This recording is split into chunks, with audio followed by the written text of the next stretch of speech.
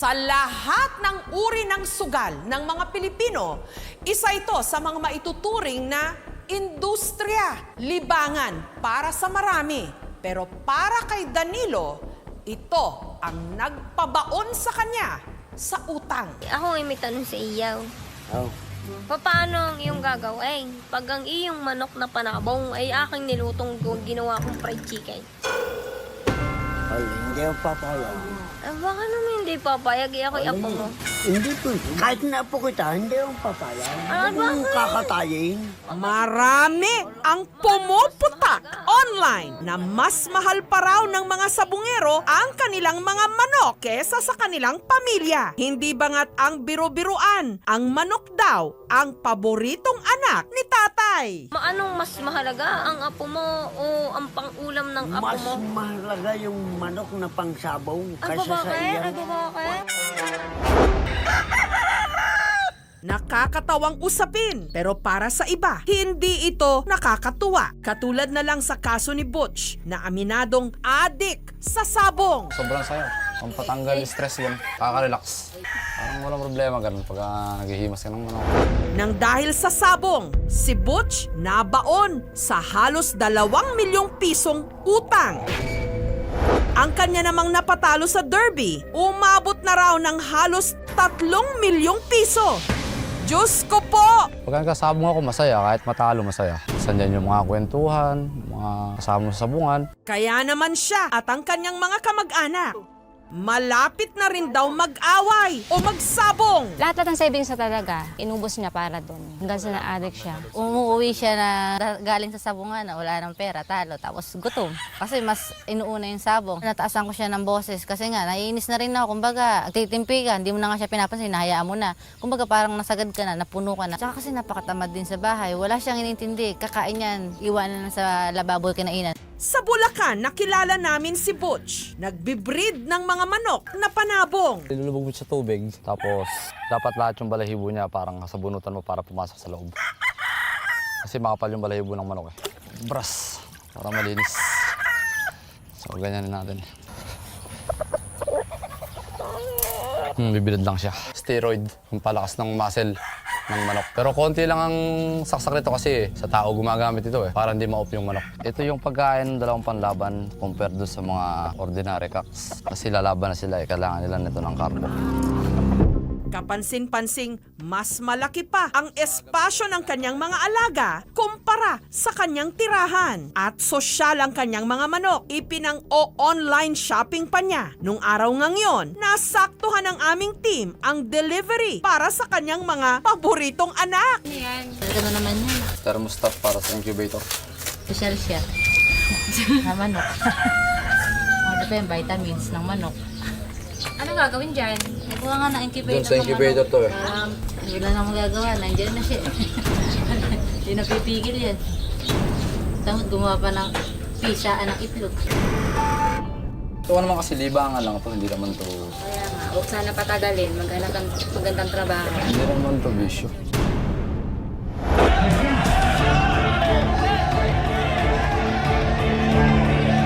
Tila lalo pang ang ginanahan.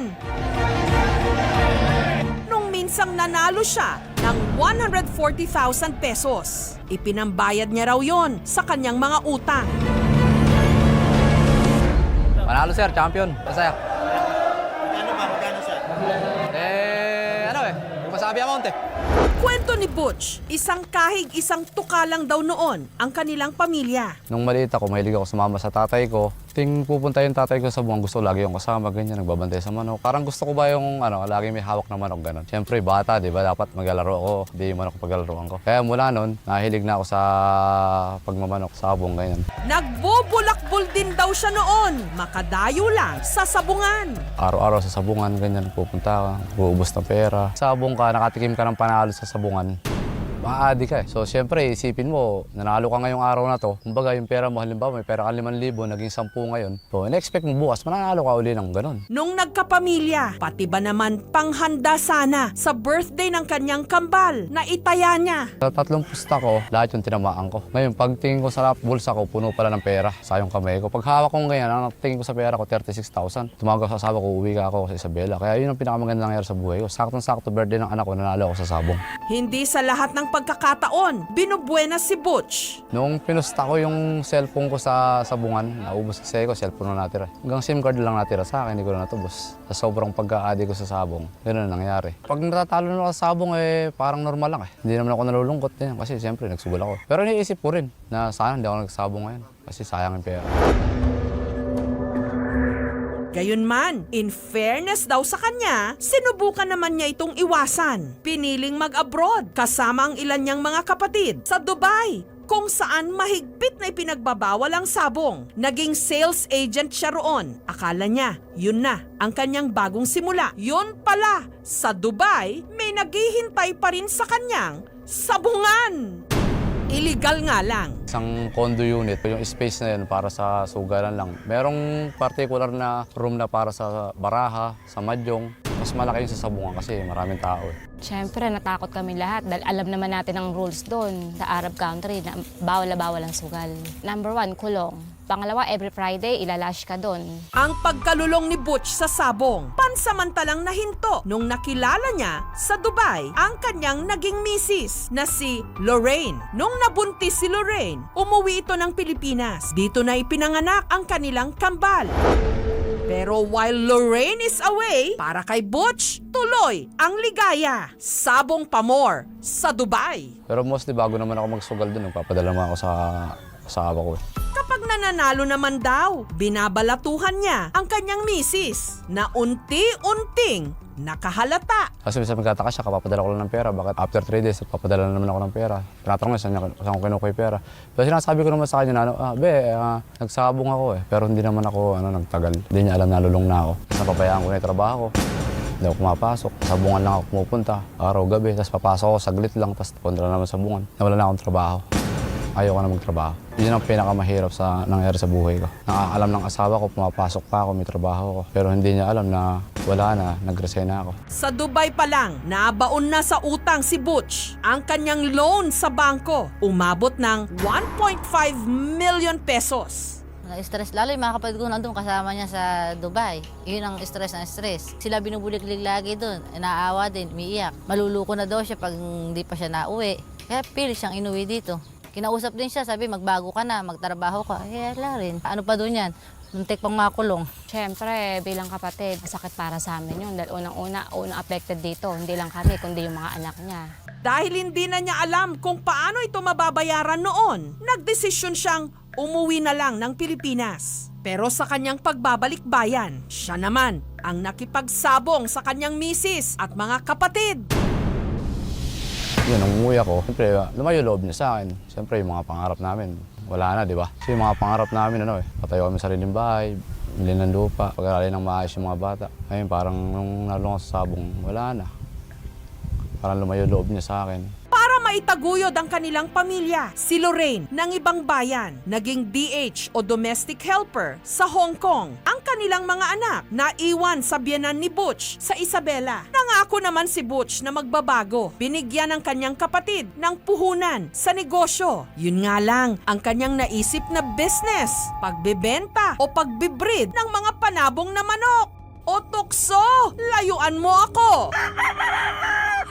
Sinasabihan ko rin siya lagi na mag-apply kahit kuwari may mga online may nakikita ko. Sasabihin ko sa kanya, ayaw naman niya, hindi niya gusto. Yung pera mo, imbis na sa pamilya na lang, bakit kailangan sa sabong pa ilaan sa mga manok? Imbis na makatulong ka din sa asawa mo, di ba, nasa abroad.